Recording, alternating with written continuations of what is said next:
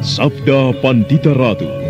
Kali ini dalam episode ke-13 dengan judul Senja di Pasetran.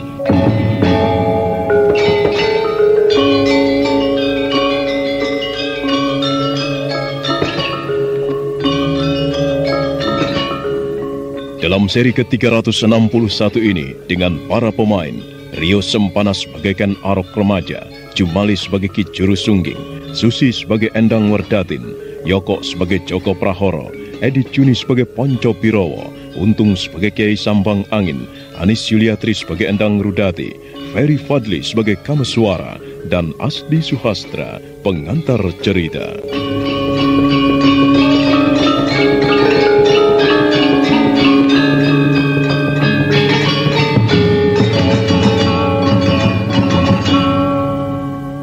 Joko Prahoro meronta-ronta, tetapi Ken Arok tidak peduli. Sesaat Ken Arok memejamkan mata, kedua telapak tangannya digosok-gosokkan. Joko Prahoro terbelalak ketika dari sela-sela jemari tangan Ken Arok mengepul asap keputih-putihan.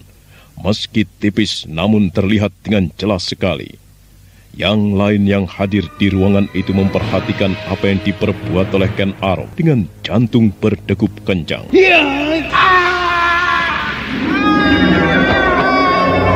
Begitulah Kameswara, apa yang dilakukan oleh Ken Arok pada saat itu sungguh-sungguh merupakan hal yang sangat menarik, membuat kami tercengang dan takjub. Joko Prahoro menjerit ketika Ken Arok memegang keningnya. Aku sempat melihat matanya sampai berair. Mungkin Joko Prahoro benar-benar merasa kesakitan. Ken Arok memang orang yang aneh. Pada dirinya merupakan paduan tempat berbagai sifat. Ken Arok bisa belas asih, akan tetapi juga bisa kejam tiada terkira. Benar, Kameswara. Apa yang kau katakan benar. Pada akhirnya aku memang melihat semua yang kau katakan itu. Bagaimana nasib Joko Prahoro? Apa yang diperbuat Ken Arok yang masih muda belia itu benar-benar tidak terlawan oleh Joko Prahoro. Ia terkulai seperti kehabisan tenaga. Tatapan matanya kosong. Namun ada saatnya kembali menyala-nyala menyiratkan dendam. Tetapi Ken Arok ternyata tidak peduli dengan orang itu. Aku terpaksa mengancammu dan aku akan membuktikan ancamanku ini jika Paman membandel. Paman harus kembali ke jalan yang benar. Paman jangan berangan-angan mempelajari ilmu yang tidak karuan itu. Jika Paman masih tetap melakukannya, aku akan kembali lagi. Meski Paman bersembunyi di ujung langit pun, Paman tidak akan lepas dari tanganku. Ingat, orang yang Paman puja-puja, ia aku kalahkan. Ilmuku jauh lebih tinggi dari yang dimiliki Joko Prahoro. Aku bisa berbuat apapun sesukaku. Camkan itu baik-baik, Paman. Sekarang, berbicara. Berjanjilah, Paman akan mengubah diri menjadi baik. Melupakan niat mempelajari ilmu setan. Mempelajari ilmu itu berarti Paman memang telah berniat merusak gadis-gadis untuk korban pemuasan nafsu. Bagaimana? Paman mau berjanji? Baik. Bagus. Sekarang tinggal kita lihat apa yang akan Paman Birowo lakukan. Jika Paman masih melakukannya, berbuat yang tidak baik, aku akan mencari Paman, kemudian melempar tubuh Paman ke laut selatan agar menjadi santapan ikan-ikan. Mengerti? Kurang ajar bocah ini. Masih bocah berani mengancamku. Setan alas keparat. Apa yang baru saja Paman ucapkan di dalam hati? Paman mengupati aku, bukan? Tidak Ken Arok. Aku tidak mengupatmu. Tidak, percayalah. Aku sudah terlalu lama berada di sini. Aku akan pergi. Selamat tinggal semuanya. Ken Arok kemudian melangkah mundur hingga berdiri di tengah-tengah pintu. Ken Arok menjentikan jemarinya ke arah Poncowati sambil tersenyum aneh. Poncowati yang di kemudian hari lebih senang menggunakan nama Ki Juru Sungging itu terpaku di tempatnya berdiri dan mulutnya serasa terkunci. Namun sementara itu, bagaikan ada sesuatu yang menyelimuti tubuh Ken Arok. Seolah udara yang bergerak menyelimutinya, bagaikan uap yang membuat bayangannya menjadi kabur dan semakin kabur untuk kemudian lenyap sama sekali.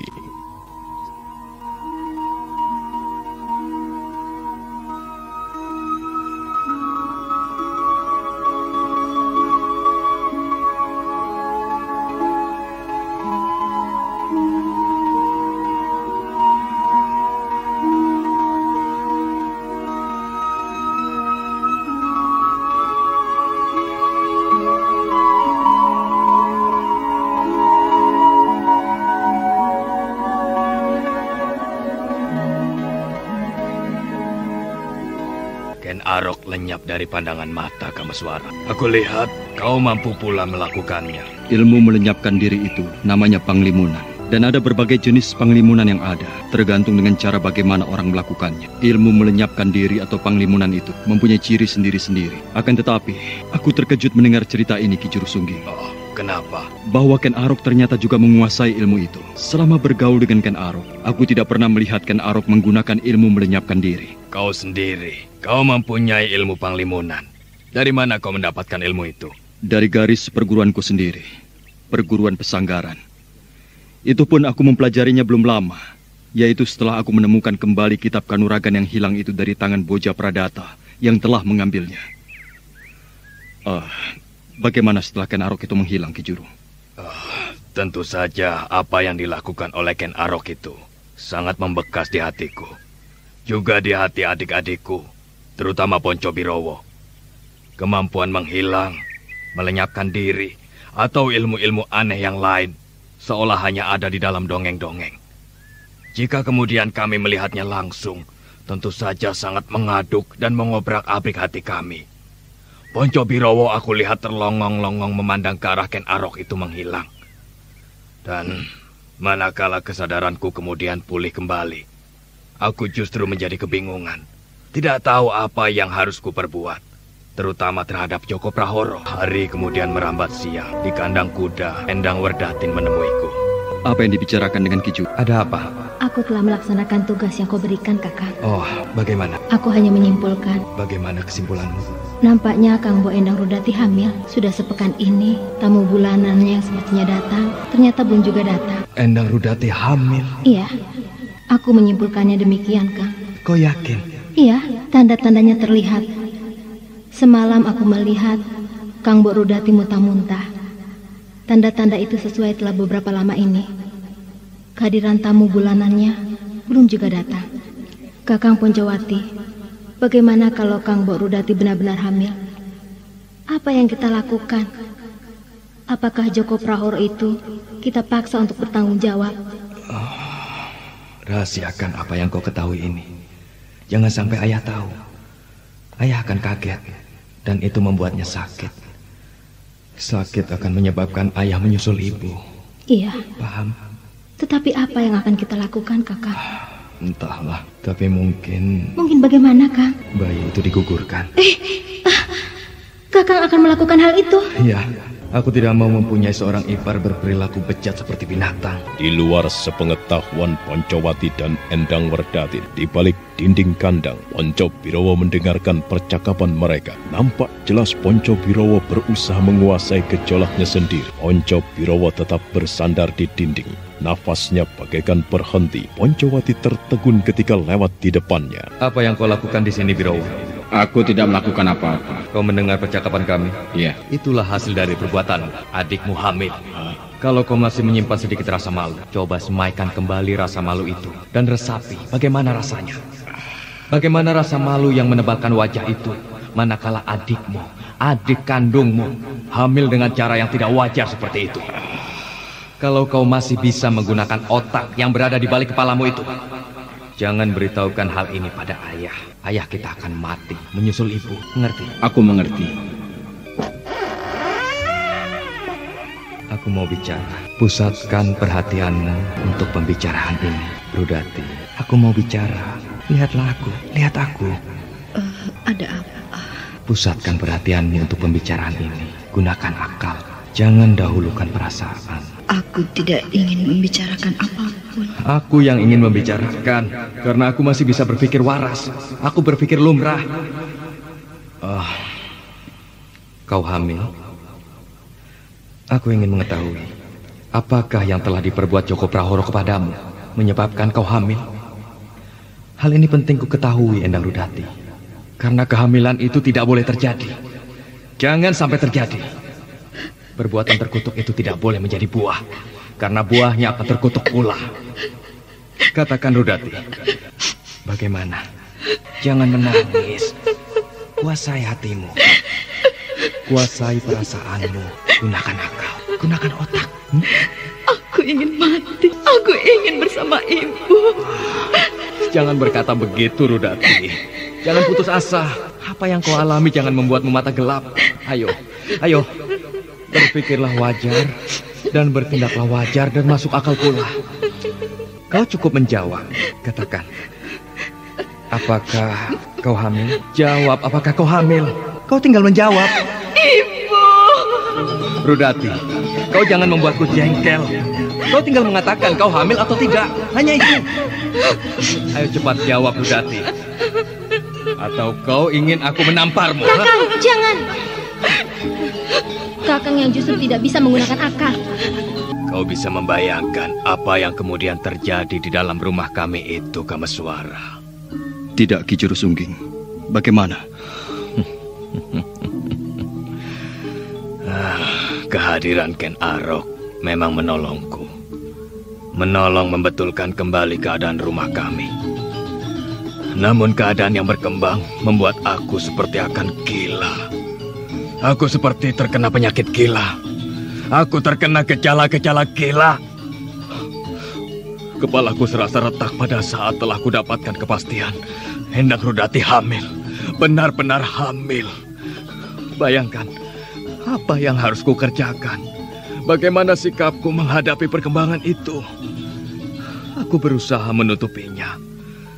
Tapi pada akhirnya, ayahku mengetahui. Ayah.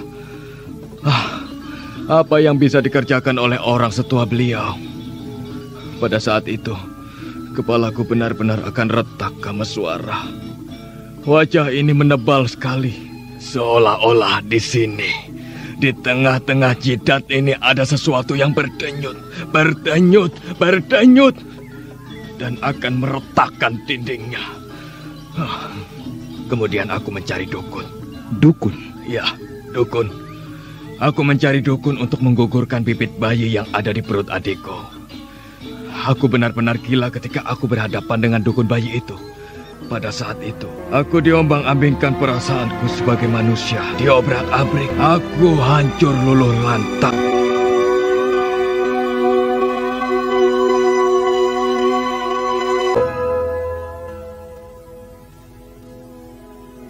Apa keperluanmu datang kemari? Aku bermaksud meminta pertolongan Kiai. Pertolongan apa?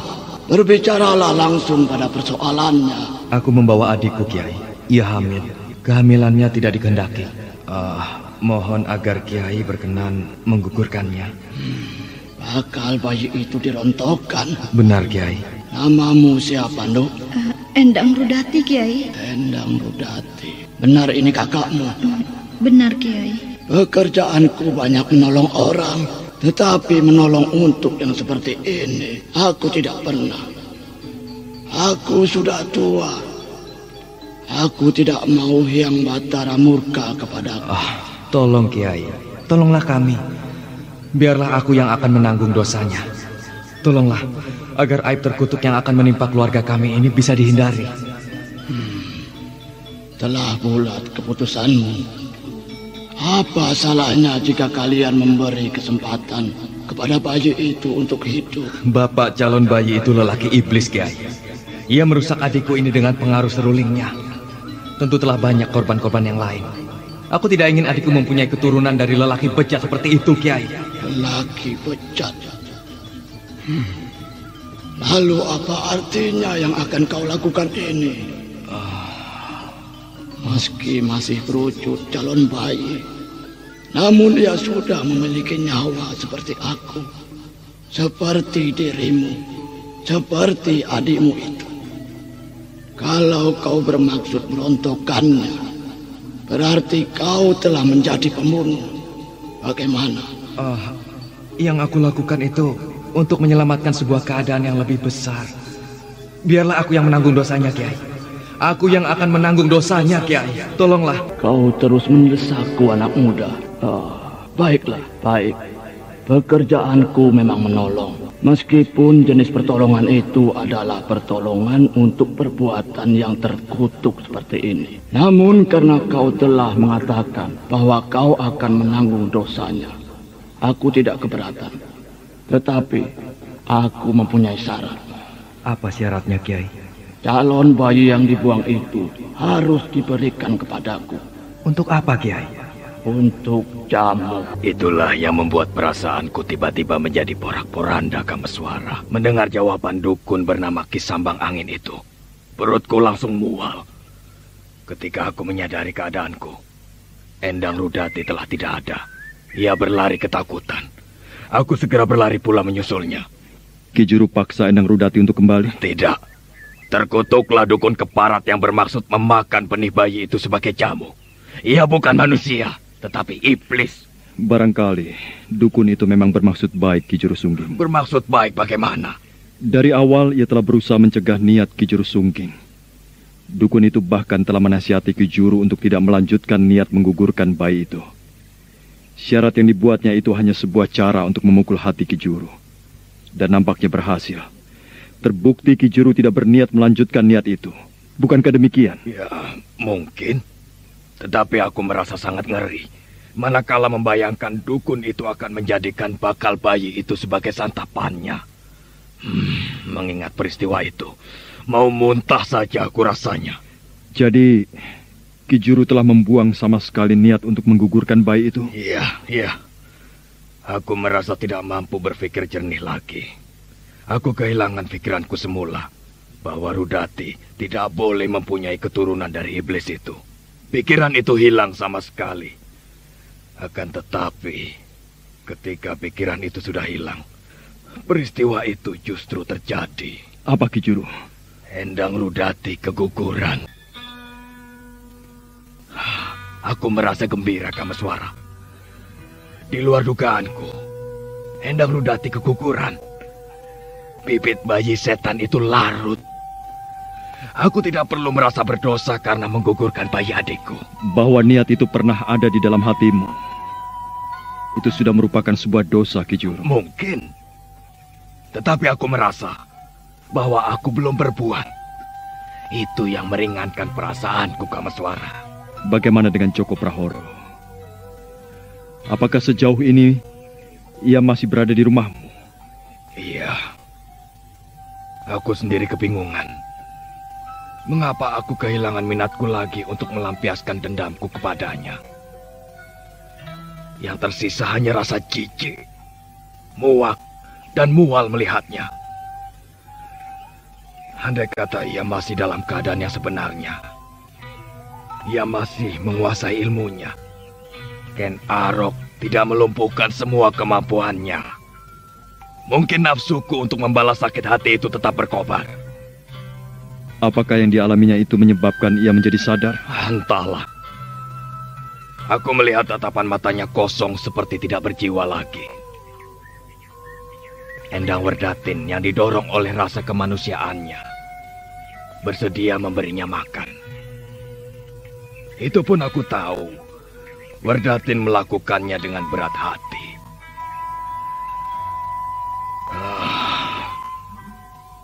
Aku sendiri merasa heran. Mengapa pada saat itu aku tidak mempunyai gagasan untuk segera mengusirnya? Ia masih berada di dalam bilik Endang Rudati. Walaupun ia telah dilepas dari pasungan, tetapi ia tidak mau beranjak dari tempat itu. Dan hal ini di kemudian hari ternyata masih menjadi persoalan panjang. Apa, Ki Juru? Di satu siang, Endang Rudati memasuki ruangan itu.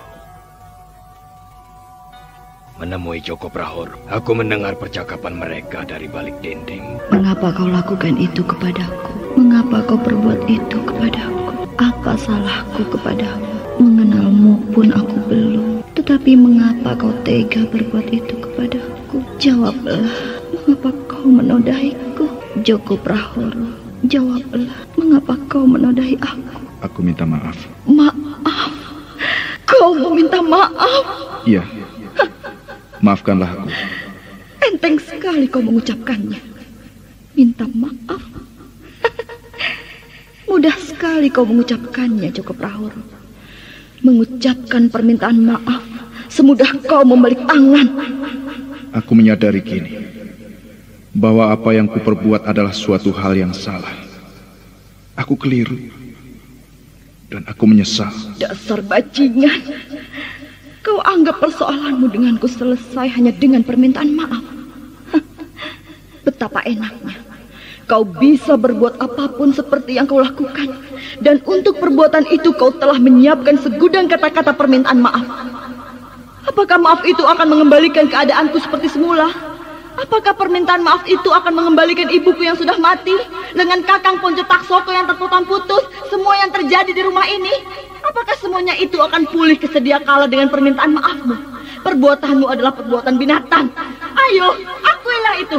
Bahwa perbuatanmu adalah perbuatan binatang. Akuilah bahwa kau adalah binatang. Ayo! Aku adalah binatang. Setan laknat kau, Joko Prahoro. Iblis kau!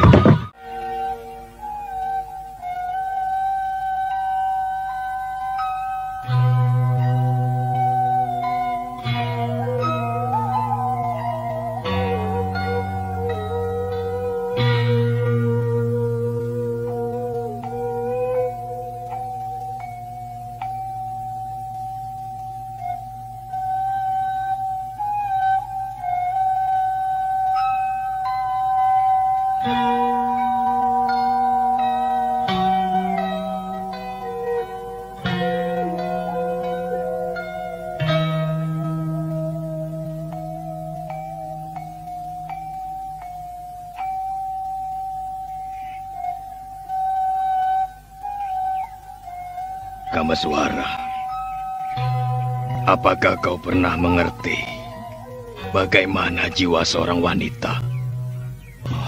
Tidak mungkin, Ki Juru. Selama ini aku merasa mengenal seseorang dengan dekat. Aku merasa seperti mengetahui segenap isi hatinya, cara berpikirnya. Tetapi ternyata aku salah. Wanita adalah sosok yang menyimpan banyak teka-teki, menyimpan banyak pertanyaan. Mengapa, Ki Juru? Tepat sekali. Maksud Ki Juru? Demikianlah yang terjadi pada adikku Endang Rudati.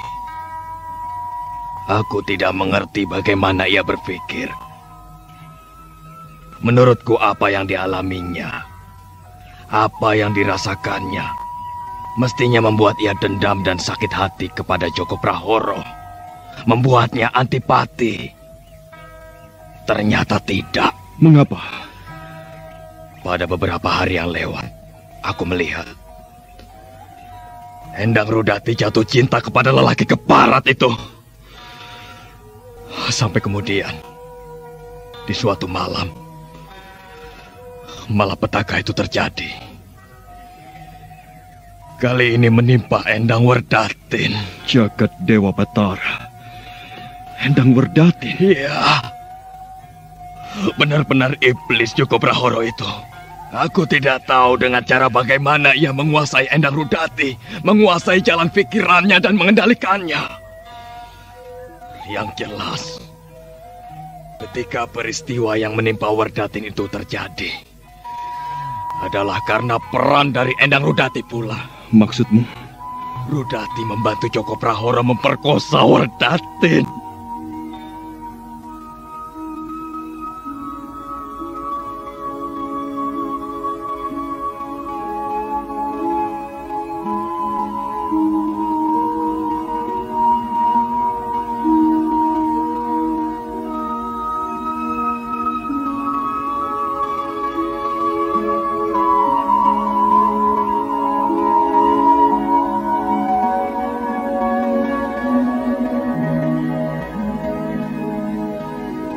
Werdatin, bangun, bangunlah. Ada apa, Kang Bo? Bangunlah dulu. Kenapa? Ada apa, Kang Bo? Bantulah aku, Werdatin. Mumpung semuanya sedang tidur. Ada apa? Bantulah aku, agar Joko Prahoro tidak mencampakkan aku. Kang Bo, pikiranmu telah teracuni oleh orang itu. Sadarlah, Kang Bo. Sadarlah. Gunakanlah penalaranmu. Bantulah aku. Kakang! Kakang Poncowati! Jangan berteriak. Mereka tidak akan mendengarmu. Kakang Joko Prahoro telah menyebarkan sirep yang membuat semuanya tertidur lelap. Gila. Apa sebenarnya yang kau inginkan, Kang Bo? Kakang Joko Prahoro akan mencampakkan aku jika... Gusti Pangeran. Kang Bo, orang itu telah menghancurkan keluarga kita. Mengapa Kang Bo masih mau dipengaruhinya? Kang Bo, sadarlah. Aku akan sadar. Kakang Joko Prahoro juga akan sadar. Tetapi berilah ia kesempatan. Kesempatan apa? Layanilah dia. Kang Bo benar-benar gila. Gila. Setan itu telah mempengaruhi Kang Bo. Tolong! Kakang Poncowati! Tolong Kakang! Tolong! Kau harus berkorban untukku, Werdati. Tidak. Dengan cara itu kau akan membantuku untuk menguasai ilmu yang telah dirusak oleh bocah bernama Ken Arok itu. Jangan! Jangan kau lakukan itu kepadaku. Nasibmu benar-benar buruk, Endang Werdatin. Benar-benar keparat Joko Prahoro itu. Malapetaka yang dialami oleh Endang Werdatin, adik bungsuku, adalah malapetaka yang menyempurnakan prahara yang selama ini membadai melanda rumah kami. Iblis itu telah pergi, membawa Endang Rudati serta mereka telah minggat, meninggalkan darah berceceran dari keperawanan adik bungsuku yang telah dirusak. Kasihan adik bungsumu Ki Juru Sunggi. Ya, Werdatin benar-benar terpukul. Ia goncang dengan keadaan lebih parah lagi dari apa yang pernah dialami oleh Rudati. Betapa tidak, apa yang telah menimpanya kali ini justru karena perbuatan kakaknya sendiri. Endang Rudati yang mengumpankannya kepada buaya darat itu. Tetapi aku tidak habis mengerti. Mengapa Joko Prahoro masih mampu menggunakan ilmu hitamnya? Bukankah Ken Arok telah membersihkan otaknya? Ada yang luput dari perhatian Ken Arok. Di balik pakaiannya, Joko Prahoro menyembunyikan sebuah kitab rontal yang berisi catatan ilmu hitam itu. Ketika Werdatin diperkosa, Werdatin meronta-ronta dan tanpa sengaja telah mencengkeram benda itu hingga terjatuh. Inilah kitab itu, Kameswara.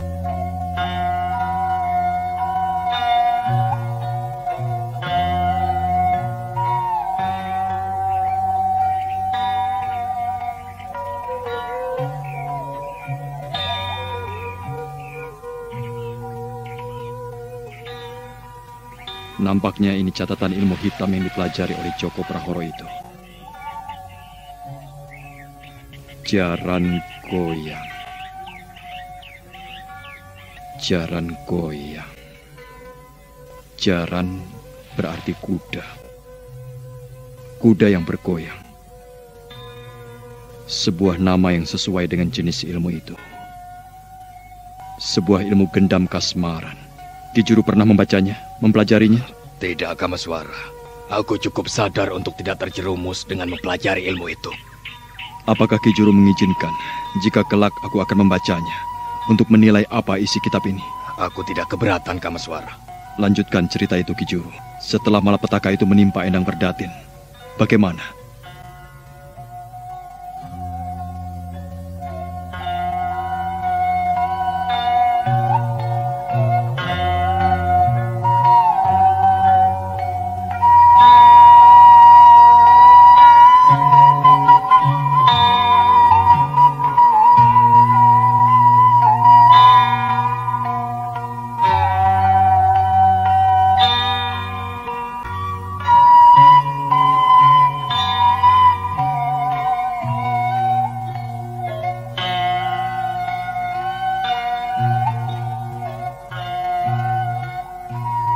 Birowo, Taksoko,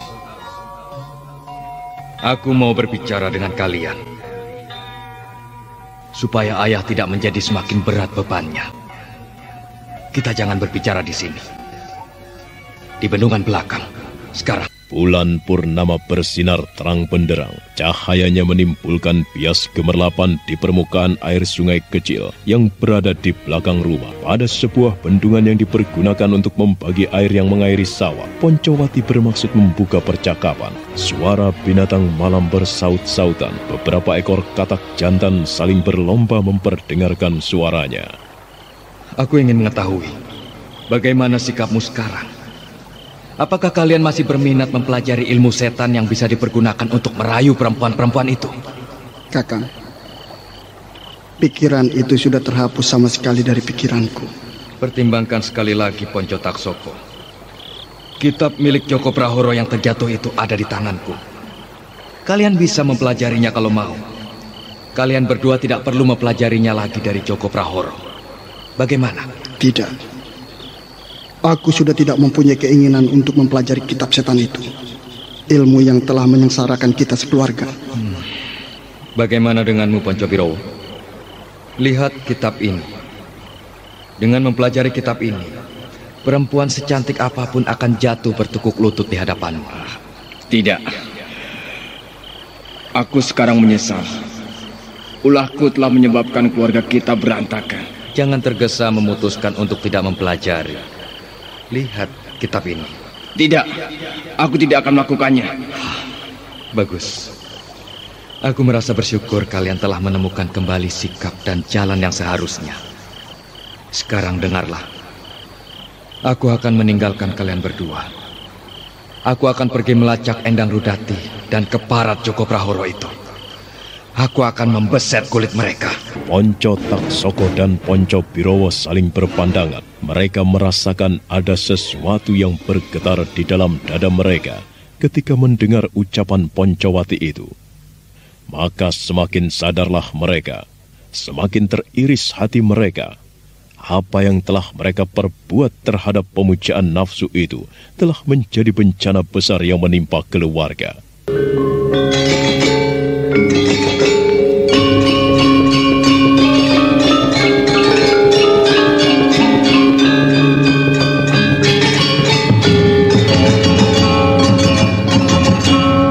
Perbuatan Joko Prahoro dan Endang Rudati terhadap Endang Werdatin menimbulkan luka yang semakin dalam di hati Poncowati, yang kemudian memutuskan untuk melacak, memburu mereka. Niat itu disampaikan kepada Ponco Taksoko dan Ponco Birowo, yang telah menemukan jalan yang seharusnya.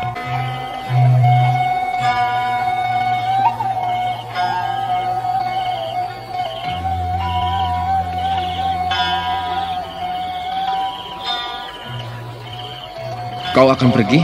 Ya, aku akan pergi. Niatku adalah memburu sampai Joko Prahoro dan Rudati berhasil kutemukan. Aku tidak akan mengampuni perbuatan mereka, termasuk Rudati. Aku juga tidak akan mengampuninya. Mereka harus mendapatkan hukuman. Joko Prahoro bukan orang yang gampang dikalahkan. Ken Arok telah membuat ia kehilangan ilmunya. Andai kata ilmunya itu pulih, aku akan berguru pada orang yang mampu menuntunku. Aku ikut. Aku ikut denganmu, Kakang Poncowati. Tidak usah, Taksoko. Aku merasa senang kalau kau mampu mengubah perilakumu. Ayah harus ada yang menjaga. Harus ditenangkan hatinya. Aku minta kepada kalian berdua untuk tinggal, menjaga ayah, dan menjaga Werdatin. Joko Prahoro adalah urusanku. Aku ingin sekali ikut, Kakang. Aku ingin menagih hutang Joko Prahoro itu dengan tanganku ini. Lupakan itu, Ponco Taksoko. Percayakan hal itu padaku. Aku yang akan melakukannya. Tugas kalian adalah jaga ayah dan bimbing Endang Werdatin. Nah, itulah yang ingin kubicarakan. Sekarang apakah kalian berdua ingin berbicara sesuatu?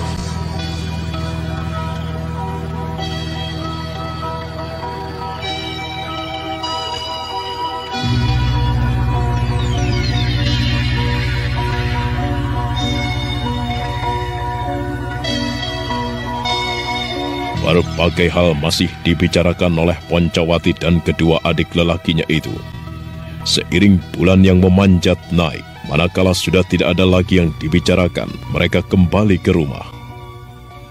Poncowati segera mempersiapkan segala sesuatunya untuk memulai perjalanan panjang.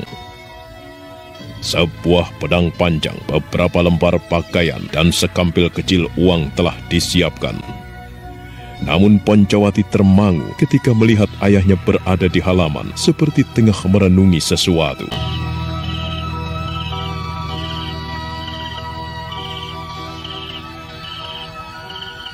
Udara dingin sekali di luar, Ayah. Seyogyanya, Ayah jangan berada di halaman. Masuklah dan tidur. Nah, itulah Ayah. Hawa dingin membuat Ayah batuk-batuk. Masuklah, Ayah. Udara di dalam rumah lebih hangat. Aku ingin berada di luar, Poncowati. Aku ingin menikmati sinar bulan. Biarlah aku kembali menjadi anak kecil lagi, menikmati sinar bulan purnama itu. Aku tahu, Ayah merasa beban yang Ayah pikul sangat berat. Tapi percayakan kepadaku, aku akan mencari Endang Rudati sampai ketemu. Aku akan mencari Joko Prahoro itu dan menghukumnya. Ayah jangan memikirkan apapun.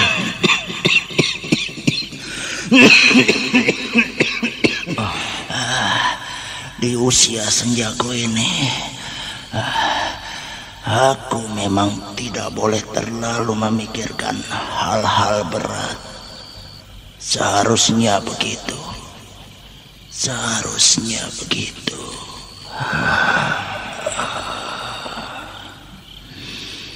Tetapi apa yang kuhadapi di saat aku mengintip lubang kematian di usia yang sudah ujur seperti ini? Aku seperti tidak ngambah lembah lagi. Aku seperti berada di tempat yang lain. Sulit membedakan apakah semua ini benar-benar terjadi atau sekedar sebuah mimpi. Jangan pikirkan apapun, Ayah. Ayah harus menenangkan diri. Ayah cukup merestui segala langkah yang akan kulakukan untuk menemukan Joko Prahoro dan menagih hutangnya kepadaku, kepada kita sekeluarga. Aku tidak mampu berpikir lagi, Poncowati. Aku tidak mampu berpikir apapun. Tinggalkan aku di sini. Aku ingin melihat rembulan itu sambil mengingat-ingat kembali wajah ibumu. Tinggalkan aku sendiri di sini, Poncowati. Werdatin. Kakang Poncowati. Semalaman kau tidak tidur rupanya. Aku tidak bisa tidur, Kakang. Selamanya aku tidak akan bisa tidur nyenyak, Kakang Poncowati. Kakang. Bagaimana, Werdatin? Balaskan dendamku, Kakang. Balaskan sakit hatiku. Tentu, Werdatin, tentu. Aku akan melakukan itu. Aku akan mencari Joko Prahoro dan Rudati. Mereka akan aku hukum. Mereka akan kuseret ke depanmu, Werdatin. Lakukan itu untukku, Kakang. Tentu, Werdatin. Akan tetapi kau harus berjanji. Kau harus mampu menguasai diri. Sepahit apapun yang kita alami ini, kau harus mampu menguasai diri. Jangan sampai kau kehilangan penalaran. Jangan kau menjadi gila karenanya.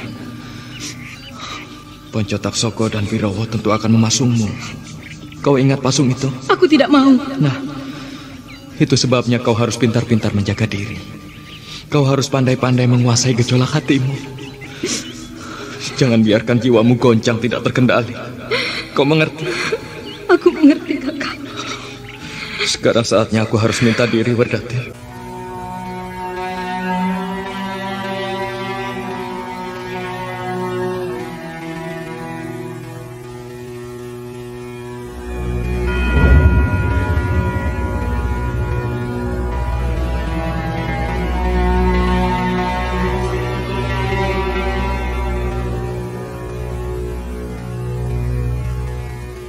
Sedya inten kang coplok saka ing ngembanan. Bagaikan intan yang terlepas dari tempatnya, ada sesuatu yang membuncah menggelegak di rongga dada Poncowati ketika melangkah meninggalkan halaman rumah, diiringi oleh tatapan mata Ponco Taksoko dan Ponco Birowo. Endang Werdatin yang berdiri bersandar pada daun pintu, melorot tidak mampu menahan tubuhnya sendiri, duduk bersimpuh berurai air mata.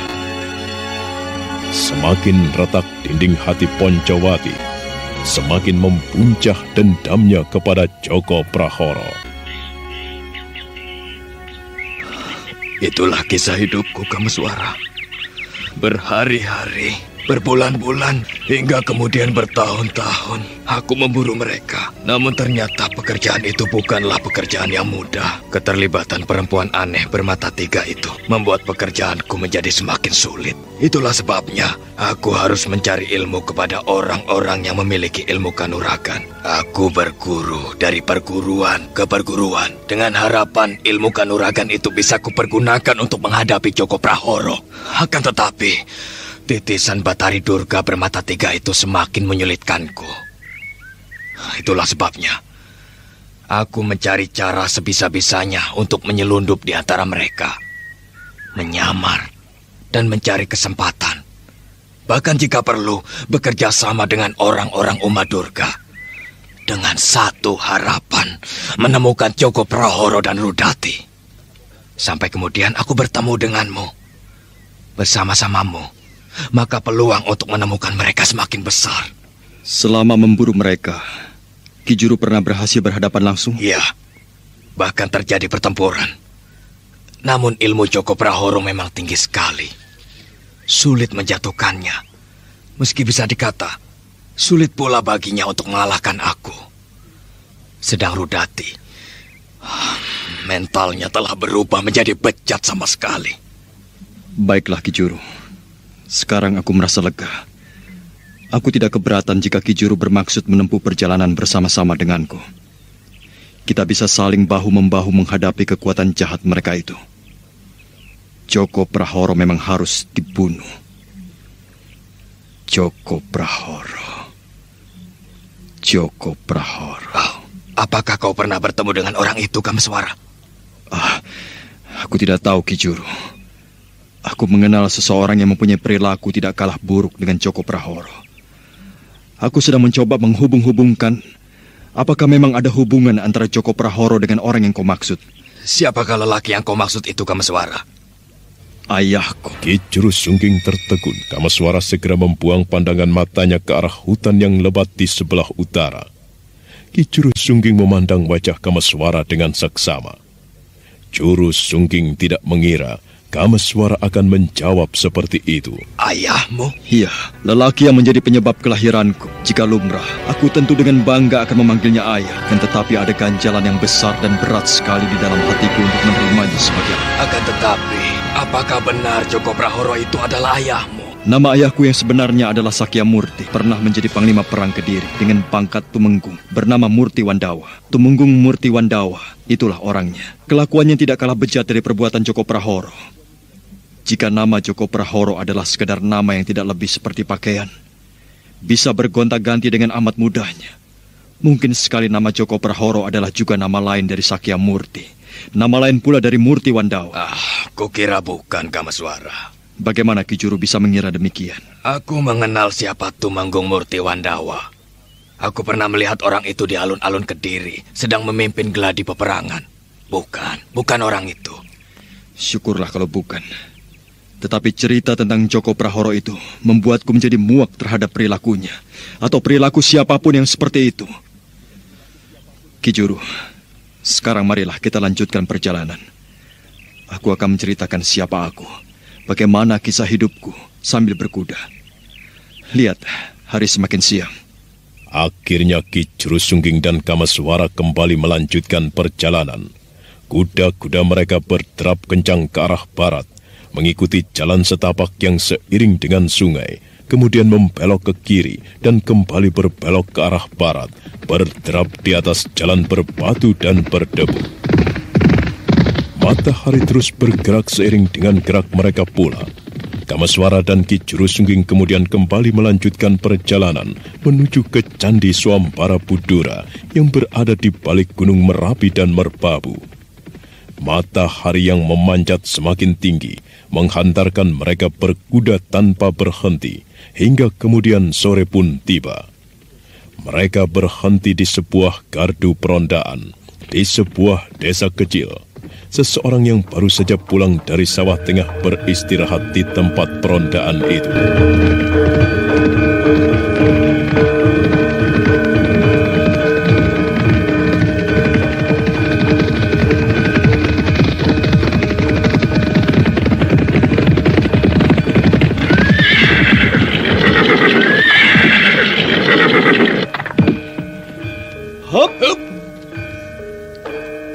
Selamat sore Kisanak. Bolehkah kami numpang bertanya? Oh, silakan. Ingin bertanya apa kalian? Di depan seperti sebuah desa kecil. Desa apakah namanya? Oh, ini namanya Desa Wilet. Lebih pantas disebut kampung karena Wilet berada di bawah Kademangan Muntilan. Kademangan Muntilan? Benar. Dari manakah Kisanak berdua? Dan akan menempuh perjalanan kemana? Kami dari bumi Blambangan. Blambangan berada di ujung timur Pulau Jawa ini. Kami bermaksud menyaksikan candi yang menampakkan diri setelah sekian lama muksa itu. Namaku Ki Jurusungging. Masih jauhkah candi yang menggemparkan itu? Yang beritanya menggema sampai di ujung Pulau Jawa. Mulai dari bumi Banten di barat sampai Blambangan di timur. Oh, sudah dekat. Jika Kisanak terus berkuda, sesaat setelah gelap malam, separuh waktu menuju saat kentungan dipukul dengan nada Doromuluk, Kisanak berdua akan sampai di mana candi itu berada. Tetapi kenapa Kisanak? Tempat itu angker. Orang-orang mempercayai siapa yang berani mendekat candi itu akan mengalami kesulitan. Kesulitan apa? Kau tidak bisa menjawab dengan jelas Kisanak. Nampaknya kau sendiri tidak tahu seperti apa yang dimaksud kesulitan itu. Aku ini bermaksud baik, mengingatkan kalian berdua. Kemunculan candi itu saja tidak wajar, tidak lumrah. Bukit yang semula tidak ada apa-apanya, tiba-tiba telah berdiri sebuah candi. Siapa yang mampu membuat candi itu dalam sekejap? Manusia? Apa manusia sanggup? Candi itu tidak dibuat oleh manusia, tetapi tentu dibuat oleh sejenis jin. Candi itu dihuni oleh makhluk-makhluk halus. Nah, kalian berdua akan tetap menuju candi itu. Terima kasih Kisanak. Kisanak telah bermaksud baik. Tetapi rasa penasaran kami telah mengalahkan rasa takut itu. Biarlah apa yang akan terjadi. Kami akan menanggungnya. Terima kasih untuk keteranganmu. Sekarang kami akan mohon diri. Benar ke arah sana jalannya? Iya. Di sebuah perempatan, di mana di situ terdapat pohon randu alas raksasa. Ikuti saja jalan itu. Dan berhati-hatilah. Terima kasih. Mari Ki Juru, kita melanjutkan perjalanan.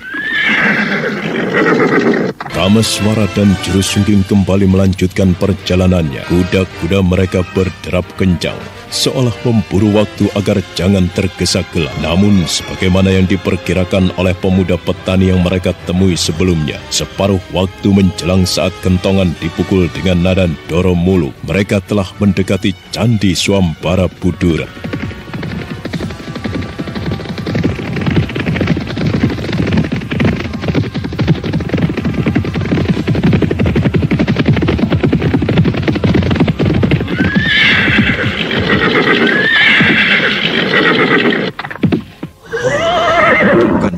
Lihat Ki Juru, candi itu ternyata memang benar-benar megah, bukan main. Megah sekali. Wah, baru kali ini aku menyaksikan pemandangan yang seperti ini. Aku juga Kameswara. Baru kali ini aku menyaksikan pemandangan yang sedemikian indahnya.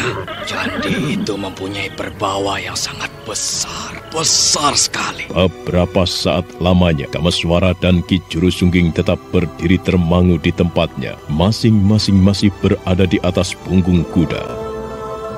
Degup jantung yang terangsang untuk berpacu lebih kencang masih sulit untuk dikuasai. Pesona candi itu jauh lebih tajam daripada kekuatan sihir sekuat apapun. Bukan main. Hebat, gagah dan megah. Aku tidak menyesal telah sampai di tempat ini. Justru aku akan menyesal setengah mati karena tidak menyaksikan kemegahan candi ini. Ki Juru. Ya, bagaimana Kamaswara? Tempat ini tempat suci. Apakah kita dibenarkan masuk ke sana? Bertanyalah pada dirimu sendiri. Kita akan masuk, Ki Juru. Kita lihat apa yang bisa kita temukan di dalam candi. Mari, Ki Juru. Kuda-kuda ini tidak pantas kita bawa mendekat. Kita ikat saja di sini. Baik.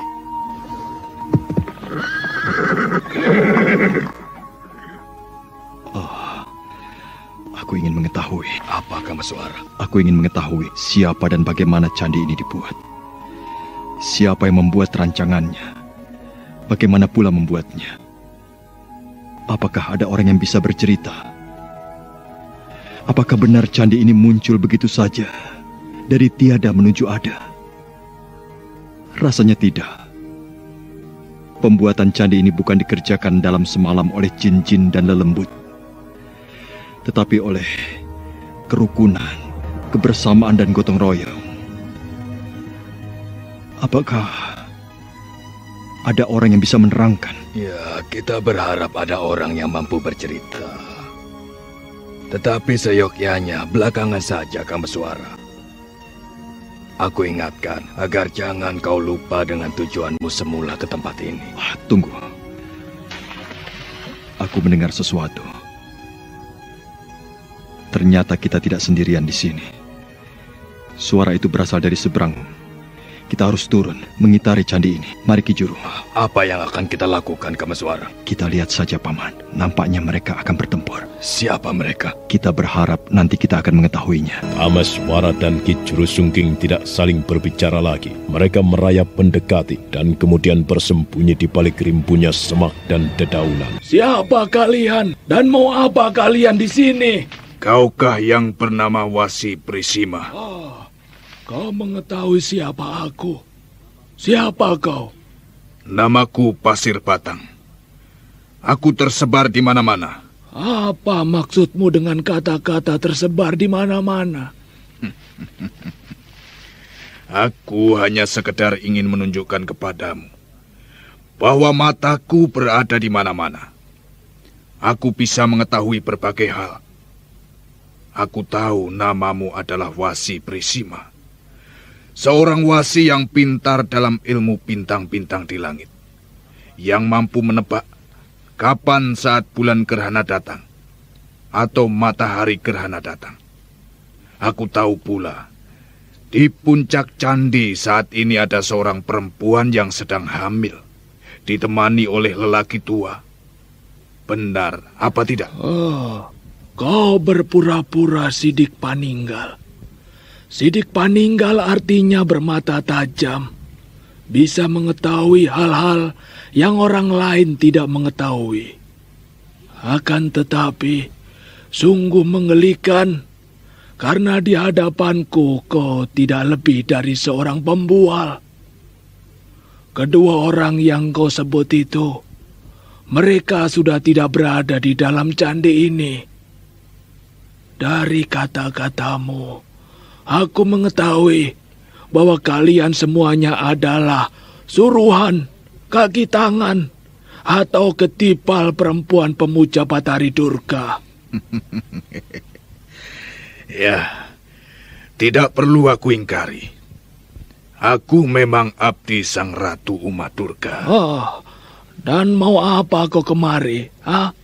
Apakah karena mengetahui Nyai Pinaka yang kalian takuti tidak berada di sini, lalu kalian berani datang lagi kemari untuk mengobrak-ngabrik candi ini? Sebuah ajian yang maha dahsyat, boleh menghancurkan batu-batu sebesar gajah atau batu-batu padas di tebing sungai. Tetapi jangan harap kau bisa melakukannya terhadap bangunan candi ini. Kau tidak akan mampu melakukannya. Kemana perempuan dan lelaki tua itu pergi? Itu bukan urusanmu. Dan bukan kewajibanku untuk menjawab pertanyaanmu itu. Bagaimana kalau kami akan memaksamu? Nasibmu menjadi buruk di tempat ini, Joko Prahoro. Kau terkejut melihatku, Joko Prahoro. Bersiaplah, karena pertemuan ini akan menjadi kematianmu, Kameswara. Kebetulan sekali, sungguh kebetulan sekali. Di tempat ini aku bertemu dengan orang ini. Inilah Joko Prahoro yang aku ceritakan itu, Kameswara. Kau Poncowati? Ya, inilah aku, Poncowati. Apa yang akan kau lakukan terhadapku? Kau mau menangkapku atau membunuhku atau apa? Hah? Sudahkah kau bertanya pada dirimu sendiri? Apakah kau akan mampu melakukannya? Hah? Kaulah yang akan bernasib buruk, Poncowati. Karena di tempat ini kau bertemu dengan aku. Menilik keadaannya, teman-teman orang yang bernama Joko Prahoro ini tiada bedanya dengan yang pernah ku ketahui. Mereka bisu atau memang dengan sengaja dibuat bisu. Lidahnya dipotong. Perempuan bermata tiga itu nampaknya menyimpan sesuatu yang sangat rahasia. Sedemikian rahasianya, sehingga orang-orangnya harus diperlakukan seperti itu. Apa sebenarnya yang menjadi jawaban dari rahasianya? Sebenarnya kau jangan menggangguku lebih dulu, Poncowati. Persoalan kita bisa kita selesaikan di lain waktu. Aku tidak ingin urusanku di tempat ini terganggu. Pertimbangkanlah. Pergilah. Sebab andai kata kau masih juga memaksa diri, nasibmu akan sangat buruk, Poncowati. Aku telah digembleng oleh Sang Ratu Umat Durga hingga ilmuku melesat jauh ke depan. Sedangkan kau, meski kau memeras keringat sedemikian rupa untuk mempelajari olah kanuragan, kau tidak akan bisa menang, Poncowati. Tidak bisa, Joko Prahoro. Kecuali kau bertindak pengecut, melarikan diri dari tempat ini seperti laga perempuan.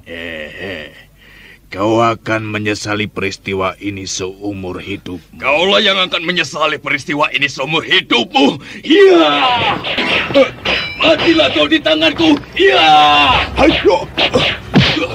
Barat, kau telah merobek jubahku. Berikutnya kepalamu yang akan kupotol untuk menebus perbuatan terkutukmu atas keluargaku.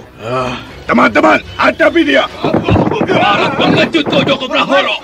Bukannya aku tidak mengenal kejantanan, tetapi aku menggunakan otak, Poncowati. Aku tidak sudi menghadapimu, karena kau bukan orang yang penting bagiku. Hadapilah lawanmu itu, Ki Juru. Biarkan aku yang akan menghadapi orang-orang bisu itu. Umat Durga penjelmaan iblis itu telah dengan kejam memotong lidah mereka. Hadapi saja Joko Prahoro, biar aku yang akan menangani mereka. Joko Prahoro tertegun di tempatnya berdiri. Dia kaget karena Kameswara bisa menebak dengan tepat bahwa orang-orang yang dibawanya adalah orang-orang bisu yang dengan sengaja lidahnya telah dipotong. Sejenak Joko Prahoro memandang Kameswara seperti menimbang-nimbang apakah kira-kira yang dapat dilakukan oleh pemuda itu. Menunggu apa lagi, Ki Juru? Aku bunuh kau.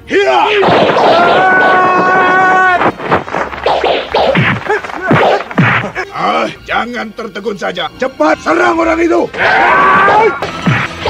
Dengan cepat, pertempuran dua lingkaran itu pun terjadi bagaikan banjir bandang. Ki Juru Sungging menyerang Joko Prahoro susul menyusul. Tiada habis-habisnya, didorong oleh dendam yang berkobar menyala-nyala membakar dadanya.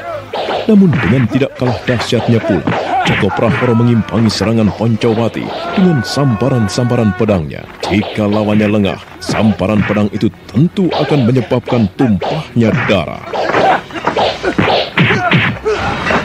Adalah Sang Wasi Bresima yang kemudian seperti menjadi penonton yang menyaksikan peristiwa itu dengan penuh minat, terutama apa yang dilakukan oleh Kameswara yang meski masih muda namun memiliki kemampuan yang tinggi. Meski beberapa orang bisu itu mengeroyoknya dengan serangan yang susul menyusul tiada habis-habisnya, mencecar bagaikan curah hujan, tapi Kameswara bergerak semakin cepat dan semakin cepat.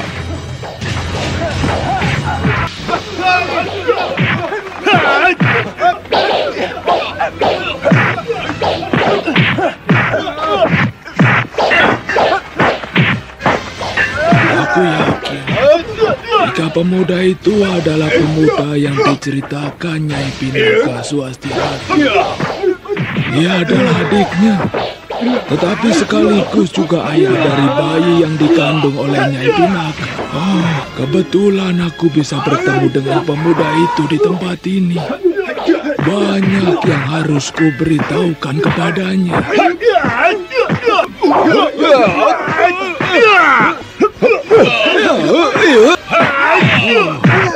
Meski dikeroyok, akan tetapi dengan mudah pemuda itu menghadapi lawan-lawannya. Bahkan aku yakin, ia belum menguras seluruh tenaganya. Apa yang dilakukan itu? Aku berikan kesempatan kepadamu untuk melihat apa yang terjadi, Joko Prahoro. Demit, laknat. Kau lihat apa yang telah dilakukan oleh sahabatku itu. Bagaimana kau bisa melakukannya, anak muda? Maaf, Kisanak Joko Prahoro. Aku ingin menyaksikan bagaimana pertempuran antara kau dengan Ki Juru Sungging atau Ki Poncowati yang menaruh dendam sundul langit kepadamu. Itulah sebabnya aku harus mempercepat melumpuhkan mereka. Aku tanya bagaimana kau melakukannya. Jangan pikirkan hal itu, Kisanak. Pikirkan nasibmu sendiri, yang nampaknya akan berakhir buruk di tempat ini. Kau telah merusak sebuah ketentraman rumah tangga seseorang. Kehidupan Kiai dan Nyai Rangganis yang semula tenang tentram telah kau obrak-abrik. Sekarang saatnya kau harus menerima pembalasan itu. Bukan main kau, anak muda. Kau masih muda. Akan tetapi dengan mudah kau bisa mengalahkan pengawal-pengawalku yang bukan orang-orang sembarangan. Nampaknya kau memiliki ilmu kanuragan yang patut diandalkan. Baik, aku ingin sekali mencobamu. Kau pikir kau akan mendapatkan kesempatan itu, Joko Prahoro? Terimalah serangan ini. Pergilah kau ke neraka. Dewa-dewa akan marah terhadap perbuatanmu. Kau akan dipenamkan ke dalam kobaran api. Kau yang akan mati, Poncowati. Dengan seksama, Kamaswara dan Wasi Bresima masing-masing dari tempatnya berdiri, menyaksikan perang tanding yang berlangsung dengan seru, ketat dan meningkat merambah ke tataran ilmu kanuragan yang semakin tinggi. Poncowati atau Ki Juru Sungging sempat melakukan gerakan yang tidak terduga. Dari jarak yang cukup jauh dia meloncat dengan tubuh miring, kaki terayun mendahului. Namun di udara, tiba-tiba tubuhnya menggeliat tidak terduga. Joko Prahoro yang menyongsong serangan yang diduganya serangan sembrono itu terperanjat ketika Poncowati telah terbang di atas tubuhnya. Sambaran pedangnya terayun deras. Pukul kepalamu. Kurang ajar. Kau hampir saja membelah kepalaku, Poncowati. Sebentar lagi, Joko. Kepalamu benar-benar akan terbelah. Maka demikianlah seiring waktu yang terus bergerak, pertempuran itu terus berlangsung meningkat dengan sangat dahsyatnya. Di punggung Ki Juru Sungging terlihat bercak darah luka. Namun sebaliknya di dada Joko Prahoro terlihat bercak merah darah di dada itu. Poncowati yang bertempur bagaikan orang kesetanan membuatnya kewalahan. Hingga kemudian tiba saatnya Joko Prahoro mengambil keputusan untuk menguasai lawannya dengan cara lain. Nah, apa yang akan dilakukan oleh Joko Prahoro? Saudara pendengar, untuk mengetahui jawabannya, ikutilah kelanjutan kisah ini dalam seri berikutnya. Sampai jumpa.